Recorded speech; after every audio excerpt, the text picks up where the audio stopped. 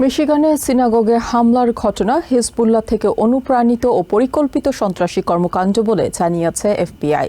তদন্ত কর্মকর্তারা জানান, হামলাকারী সরাসরি হিজবুল্লাহর সদস্য না হলেও অনলাইনে তাদের উগ্রবাদী আদর্শ এবং প্রচারণামূলক সাহিত্য থেকে গভীরভাবে প্রভাবিত ছিল। হামলার 10 মিনিট আগে অভিযুক্ত আয়মান মোহাম্মদ গজ্জালি একটি ভিডিও বার্তা পাঠিয়েছিলেন বলেও জানান তদন্তকারীরা। ভিডিওতে নিজেকে বিস্ফোরক ভর্তি ট্রাকসহ প্রস্তুত জানিয়ে সর্বোচ্চ সংখ্যক মানুষকে হত্যার ইচ্ছা প্রকাশ করেন গজ্জালি। মিশিগানের ওয়েস্ট ব্লুমফিল্ডের টেম্পল ইসরায়েলে গত 12 মার্চের হামলার ঘটনায় চাঞ্চল্যকর তথ্য প্রকাশ করেছে এফবিআই।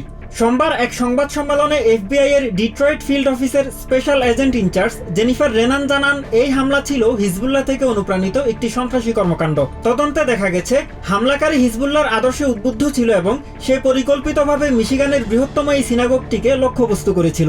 জেনিফার রেনান জানান, হামলাকারীর ব্রাউজিং হিস্ট্রিতে দেখা গেছে সে নিয়মিত হিজবুল্লাহ এবং ইরানপন্থী নিউজ চ্যানেল ও ভিডিও দেখত।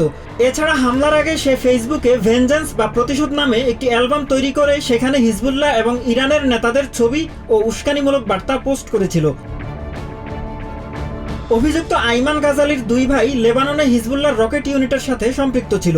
ইসরায়েলি ড্রোন হামলায় তারা নিহত হলে 9 মার্চ থেকে গাজালি হামলার পরিকল্পনা শুরু করে বলেও জানান তদন্ত কর্মকর্তা। তিনি আরও উল্লেখ করেন, হামলার প্রস্তুতি হিসেবে সে একটি এয়ার স্টাইল রাইফেল, প্রচুর গোলাবারুদ এবং প্রায় 35 গ্যালন গ্যাসোলিন সংগ্রহ করেছিল।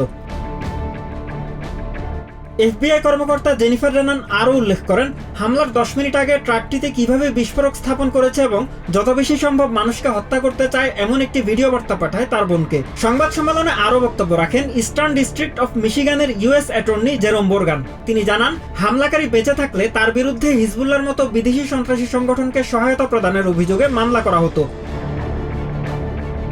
বোরগান আরও বলেন, এই হামলা কোনো বিচ্ছিন্ন ঘটনা নয়, বরং হিজবুল্লাহর প্রচারণায় উদ্বুদ্ধ হয়ে চালানো একটি পরিকল্পিত সন্ত্রাসী কর্মকাণ্ড।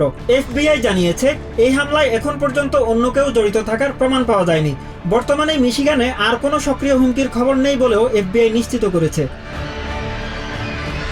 Mahmudul Hasan, TVN 24 news desk. New York থেকে সম্প্রচারিত টিভিএন 24 টেলিভিশন বিশ্বজুড়ে বাঙালির কণ্ঠস্বর।